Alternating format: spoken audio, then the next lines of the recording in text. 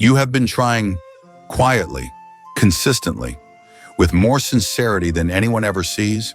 You wake up early, you read, you practice, you push yourself in the small hours of the day, and yet something inside you whispers that you are not moving the way you should be. The progress you hope for never quite arrives. Effort goes in, results stay distant, and that gap, the space between what you give and what you receive, slowly wears on the soul. When effort stops producing fruit, the mind begins to turn against itself.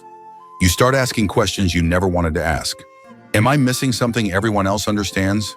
Am I simply not cut out for this?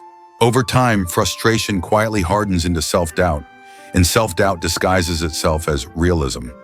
You tell yourself you are being honest, when in truth, you are growing tired of hoping. But being stuck is not a verdict on your worth. It is rarely proof of inadequacy. More often, it is a signal, a gentle but persistent sign that something underneath your effort is misaligned. Like building on uneven ground, no amount of force can correct a foundation that was never settled. This is not a failure of character. It is an issue of order. Still, something inside you resists that idea, because order requires restraint. It requires patience, and patience feels like surrender when the heart is hungry for change. You want momentum, not restraint. You want expression, not repetition. You want to move forward, but not at the cost of feeling small or unoriginal. And so an inner tension forms, a quiet tug of war between the desire to grow and the resistance to discipline. This moment deserves calm, not condemnation. Imagine standing in a quiet room in the early morning, light resting gently on the floor, no voices demanding answers. In that stillness, guidance does not shout, it speaks steadily. It does not accuse you of doing life wrong. It simply invites you to notice what is out of sequence. Trust grows in spaces like this, where clarity replaces urgency and steadiness replaces fear. This discomfort is meaningful. It signals that something deeper is ready to be rearranged, not rejected. Growth often begins when familiar strategies stop working and the soul is asked to learn in a new way. This is where transformation actually begins. Not when you work harder, but when you soften enough to look honestly. Humility does not mean thinking less of yourself. It means laying down the armor that keeps you from learning. It means admitting that effort alone is not wisdom, and that sincerity, while beautiful, still needs direction. Healing starts with awareness, with the courage to sit and say, without judgment, something here is not working yet. Awareness is not weakness. It is the first true act of learning. The moment you stop defending yourself against reality is the moment reality can finally teach you. So let me be clear, without accusation and without pressure, this is not about blame. True guidance does not shame, it steadies. It does not point fingers. It points toward alignment, and alignment restores strength without demanding perfection. There is a question waiting beneath your frustration, one you may have avoided because it feels uncomfortable. What if the thing slowing you down is not your lack of talent, but the order in which you are trying to grow? What if the doorway you keep walking past is guarded by the very discipline you have been resisting? If this reflection feels uncomfortably close, stay with me for the next few minutes. The path forward begins by seeing clearly what has been quietly shaping your struggle all along and what it has been gently asking you to confront with patience, honesty, courage, and steady compassion. You are not imagining the fatigue. There is a specific kind of tiredness that comes from trying earnestly and still feeling lost. It is the exhaustion of motion without arrival, of days filled with effort that somehow never seem to land where you hoped. When progress stays unclear, the heart begins to question whether the struggle itself has meaning, and without meaning, hope slowly thins and grows fragile. Confusion often follows that exhaustion. You look back at the hours you gave, the discipline you attempted, and the sacrifices you made, and you cannot clearly see what they built or where they were leading. This is where many people quietly give up, not because they are weak, but because effort without understanding drains the spirit over time. Struggle needs context, or it becomes a weight instead of a teacher, pressing down rather than lifting forward. Here is the gentle truth most never hear. Stagnation is rarely proof that something is wrong with you. More often, it reveals that something in the structure of your approach is misaligned beneath the surface. Outcomes are shaped by systems, not intentions alone. A sincere heart can still move in ineffective patterns if the design underneath the effort is flawed and never examined. This realization is meant to soften you, not excuse you. When the problem shifts from personal failure to structural clarity, self-blame can finally loosen its grip and release some air. Compassion and responsibility are not enemies. You can be kind to yourself while still admitting that something must change. Healing does not remove accountability. It makes accountability possible without crushing the soul or dimming hope. Many people stay trapped because their days are full. Activity feels productive, and movement feels reassuring, especially in a culture that praises busyness. But motion without direction is another form of restlessness. It keeps the body busy while leaving the deeper self untouched and unsettled. This illusion of progress is seductive because it allows effort without reflection, striving without alignment, and noise without transformation. Pausing to examine direction can feel uncomfortable. It asks for honesty instead of momentum. Yet this pause is not retreat. It is a sacred moment where attention turns inward and wisdom begins to surface. Direction clarifies purpose, and purpose restores energy that busyness quietly steals. The invitation here is curiosity, not defense. Instead of asking, "What is wrong with me?" the better question becomes, "What is missing in the way I am approaching this?" When certainty relaxes its hold, learning can finally begin. Openness creates space for correction, and correction opens the door to real growth and honest adjustment. As this understanding settles, it quietly prepares you for the deeper work ahead, where speed will be redefined and patience will begin to show its hidden power and quiet strength within you over time. And practice each day ahead, now gently unfolding inward, slowly there forward. There is a quiet discomfort that rises whenever progress feels slow. Impatience tightens the chest and urges you to push harder, skip steps, move faster. Yet beneath that urge is something deeper. Stillness exposes what motion hides. When things slow down, truth surfaces, and the soul often resists because truth asks for change, not acceleration. The world around you teaches urgency as virtue, faster answers, faster results, faster proof that you matter. But urgency is not wisdom. Not every delay is an obstacle meant to frustrate you. Some delays are protective. They exist to prepare strength that haste would fracture. Waiting does not mean you are falling behind. Often, it means something essential is being formed quietly, beyond your awareness. Boredom enters next, and many people mistake it for failure. Repetition feels empty when novelty disappears. The mind looks for stimulation and finds none, so it assumes nothing is happening. Yet depth is never dramatic. Depth is carved where repetition continues after excitement leaves. What feels dull to the surface self is often where substance is being shaped underneath. Slowness, then, is not weakness. It is intentional strength. Stability is built before freedom can be trusted. Without steadiness, movement becomes reckless and fragile. Character forms the same way skill does. It settles, layer by layer, until it can carry weight without strain. What rushes ahead often collapses when pressure arrives. This is why control must slowly loosen. Process cannot be forced without distortion. Surrender does not mean passivity. It means cooperation with timing that is wiser than impulse. Trust grows when you stop gripping outcomes and allow formation to unfold. Like morning light filling a quiet room, progress arrives gently when conditions are right. As you begin to accept this slower rhythm, impatience loses some of its authority.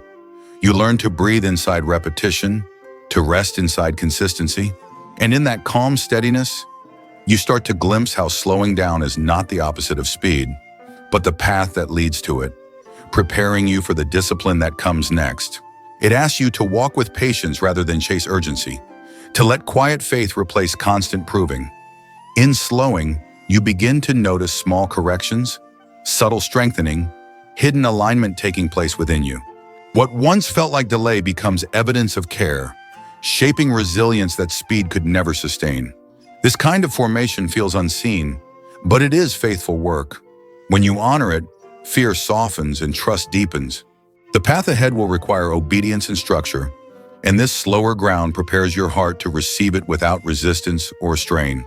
Only from this place can true discipline emerge, steady and grounded, ready to be embraced rather than resisted, leading you naturally into the next phase of learning. Here, patience is no longer a burden, but a quiet companion guiding your steps forward with trust and gentle inner assurance present. This stage begins with a quiet adjustment of posture inside the heart, not a collapse of confidence, but a gentle lowering of ego. Submission here is not humiliation, it is alignment, like placing something crooked back onto a straight surface. It allows strength to flow where resistance once blocked it. What felt like weakness slowly reveals itself as cooperation with an order larger and wiser than impulse. Structure enters not as restriction, but as relief. Clear boundaries remove the constant burden of deciding, comparing, and second-guessing. Anxiety often grows from too many choices, pulling the mind in different directions. When structure narrows the path, the soul can finally rest. In that rest, attention sharpens, energy stops leaking, peace begins to settle in quiet, unnoticed ways. Many people carry a heavy pressure to express themselves immediately, to prove uniqueness before depth has formed. This pressure exhausts the spirit, discipline lifts it, focus replaces performance, rooting comes before reaching. Identity does not disappear under structure. It matures. When grounded deeply, expression becomes steadier, truer, and less desperate for validation. Repetition plays a sacred role here. It is often misunderstood as dull or mechanical, yet it holds dignity when approached with intention. Small acts done faithfully begin to shape the inner world. Each repetition gently rewires attention, patience, and trust. Over time, the heart learns endurance not through force, but through consistency. What is repeated with care becomes part of who you are. This process requires patience, but not resignation. There is movement here, even when it feels subtle. Obedience sharpens perception long before it produces visible performance. You begin to notice alignment, timing, and balance where once there was only effort. The eyes learn before the hands succeed. The spirit learns before results appear. In quiet rooms, under window light, with slow footsteps marking the days, this phase does its work. Nothing dramatic announces its progress, yet something deep is rearranging itself. Anxiety softens, attention steadies, the need to rush fades, trust grows where control loosens. Submission to structure teaches you how to see before you act. It prepares you to recognize what truly matters and what can be released. Without this stage, freedom becomes chaos. With it, freedom becomes possible. The discipline you accept now is not the end, but the foundation. As this grounding settles into place and something new begins to stir, with roots established and perception refined, you will soon be ready to expand, not recklessly, but wisely, stepping forward into growth that honors what has already been formed within you. After long seasons of structure and repetition, something quietly returns to you. Confidence, not the loud kind that rushes ahead, but a steady sense of agency. You begin to feel capable again, trusted with movement rather than restraint. Freedom reappears, not as permission to abandon what formed you, but as an invitation to grow wisely. Growth matures when freedom is guided, not when it is unrestrained. This is where many misunderstand the nature of independence. They assume growth means breaking away, rejecting what came before, proving they no longer need it. But true independence carries memory. It honors its origins. It does not discard foundations. It stands on them. What formed you is not a cage. It is a root system. When growth respects its roots, it rises taller and steadier. At this stage, imitation slowly gives way to understanding. You are no longer repeating blindly. Patterns begin to speak. You notice why something works, not just how. Insight emerges quietly, like light through a window at dawn. When meaning reveals itself, learning deepens. Knowledge shifts from surface behavior into inner comprehension. This is where mastery starts to feel alive rather than mechanical. Yet this expansion requires discernment. Impulse is tempting, New options appear, and with them the urge to try everything at once.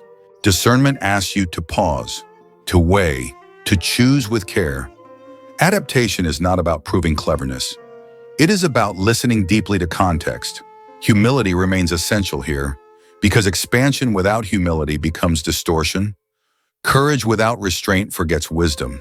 Creativity awakens in this phase, but it must be held with reverence. Creativity does not mean abandoning principles. It means allowing principles to express themselves in new ways.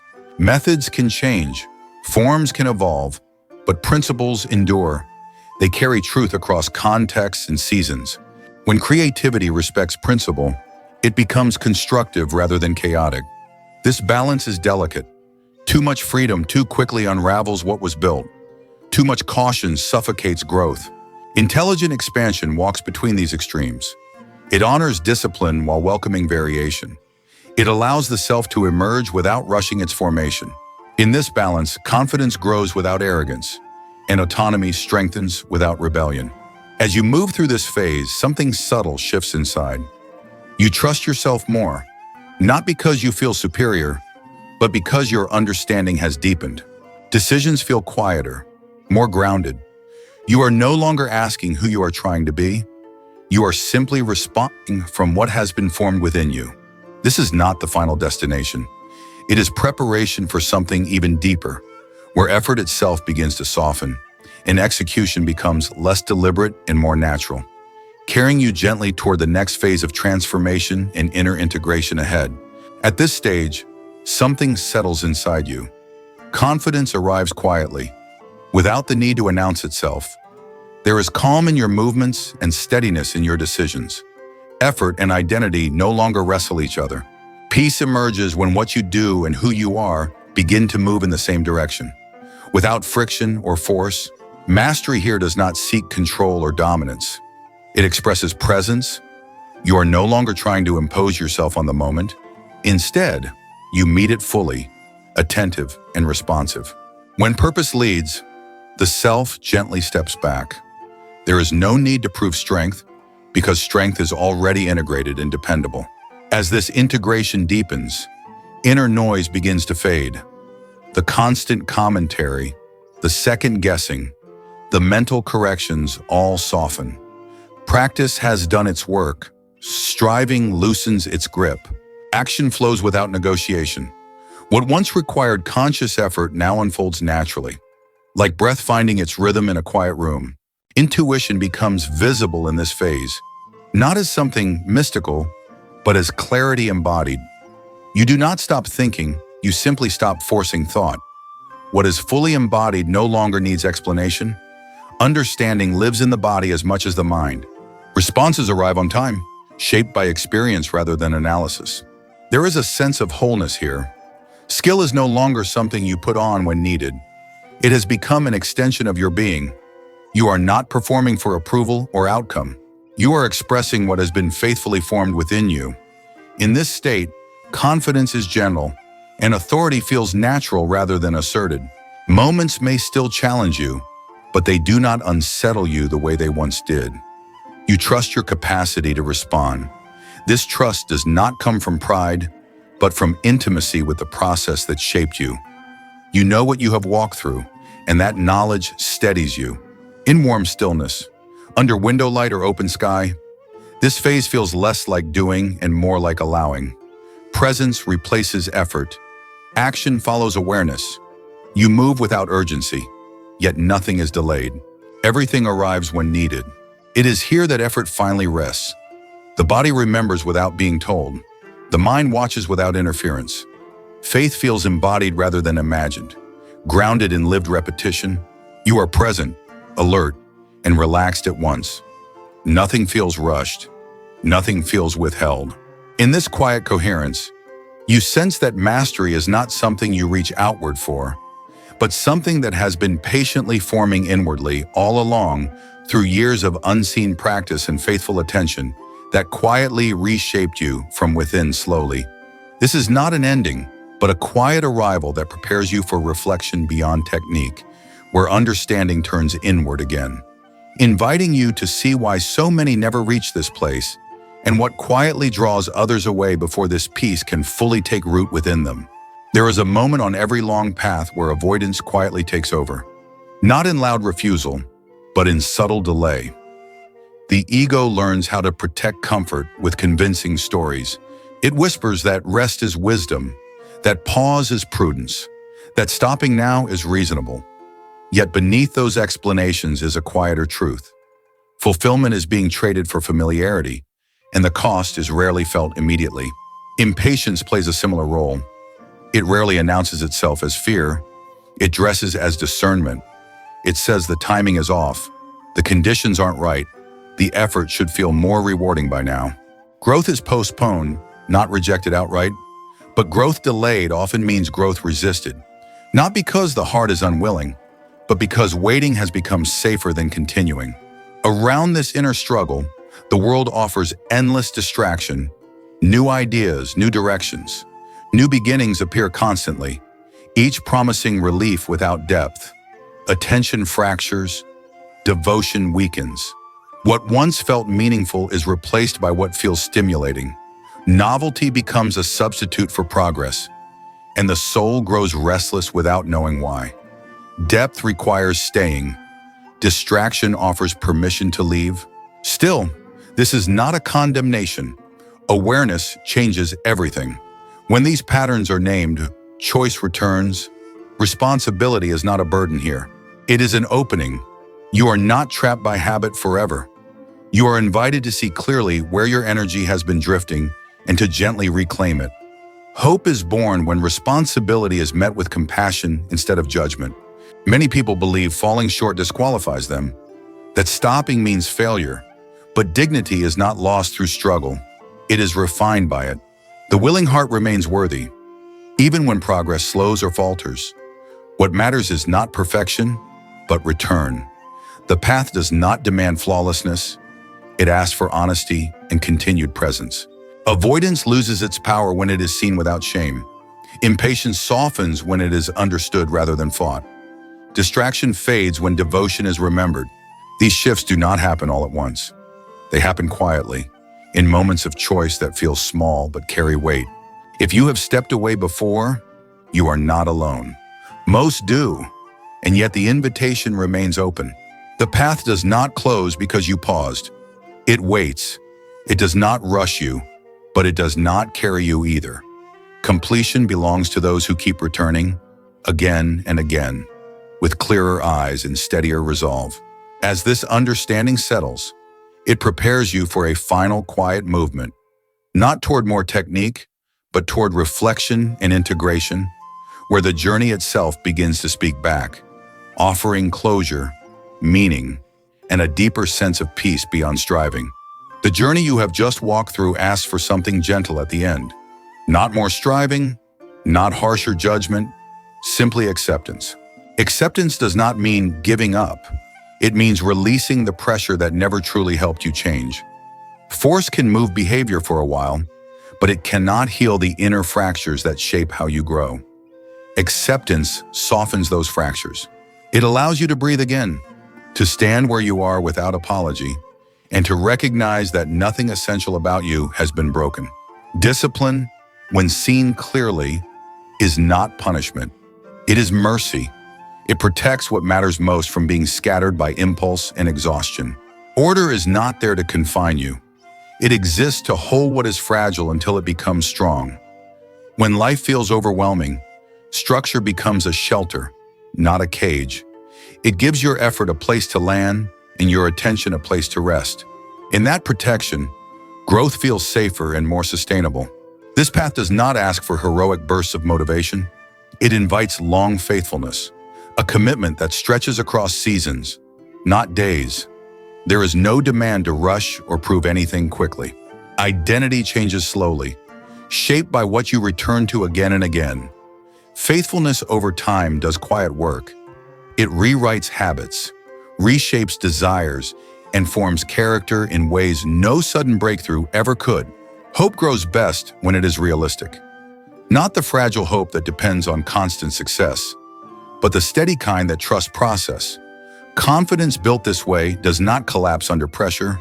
It is patient. It knows that growth unfolds in stages and that every stage has value. Trust replaces anxiety when you stop asking if you are fast enough and start honoring that you are becoming. There is reassurance here. This path works, not because it is easy, but because it is ordered. When walked in the right sequence, it carries you forward without tearing you apart. You do not need to invent a new way or search endlessly for shortcuts. You need only to walk what is already proven, one step at a time, allowing formation to do its quiet work. Healing and mastery unfold gradually. They are never rushed. Each phase prepares the next. Each return strengthens the whole. Even now, you are not behind. You are exactly where the next step can be taken honestly. Resolve does not come from pressure.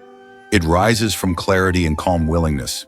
If this journey has steadied something inside you, take a moment to subscribe and stay connected. Let this be the beginning of a slower, truer way forward.